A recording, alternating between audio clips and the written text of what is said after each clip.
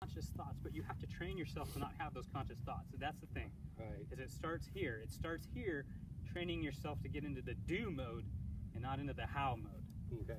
Okay. Right.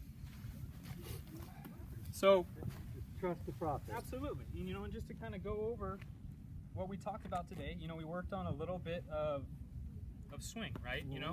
We want to get that club a little bit more square and a little bit more on plane going back. You've got a good solid drill to work on at home. You've got a good feel for it. It's just going to be a matter of getting used to it. Right. Okay. The other thing that I want you to focus on, and you can do it at home, you can do it on the range, is to build a routine that becomes a safety net for you. It's a safety net if you can create one.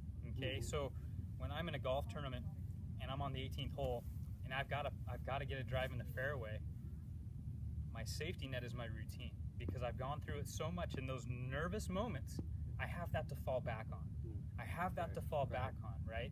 If you don't have that routine, you're going to get in those moments and you're not going to have anything to fall back on. You're going to be up there and you're going to be nervous and you're going to be focused on the nervousness instead of focusing on just going through your routine. Because in those moments, all I'm thinking about is my routine. To the amount of steps, to the deep breath that I take, to focusing in on my target. Like, I just dial myself into my routine and I just get lost in my routine and my shots just kind of happen. Right.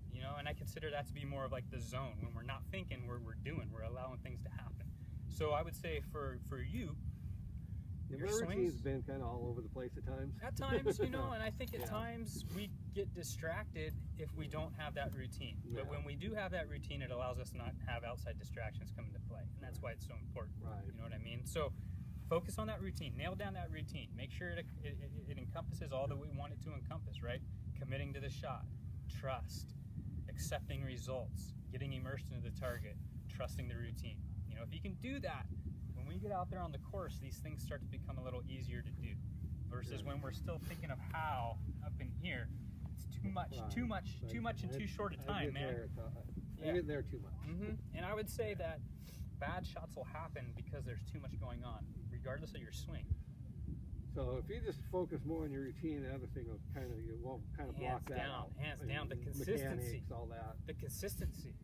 Being able to hit 7 straight 7-irons just how you want to hit them. Well, that has more to do with your brain than it does your swing, in my opinion. You know what I mean? It has more to do with getting your brain in the same place every time to create the same results versus having your body in the same place every time, because that's just not possible. Right. You know what I mean? Okay. But that's the huge keys that I would definitely say to work on is that, and then continue to work on curving your golf ball a little bit. When you're practicing, play around with it, make it curve a little bit, control your trajectory a little bit. It's just going to give you a better feel for hitting shots, and that's what we want.